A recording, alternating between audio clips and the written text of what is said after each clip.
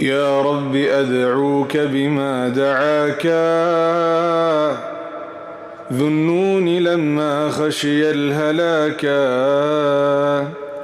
فنجني يا رب من كل البلاء كمثل ما نجيته إذ حصلا، ومثل ما حسنت ربي خلقي فحسن اللهم مني خلقي. أدعوك يا مقلب القلوب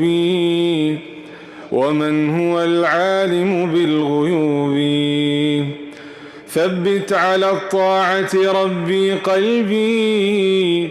حتى أموت في رضاك ربي، واكتب لي يا رب الخلود في غدي في جنة المأوى وعيش رغدي، ونجني من دركات النار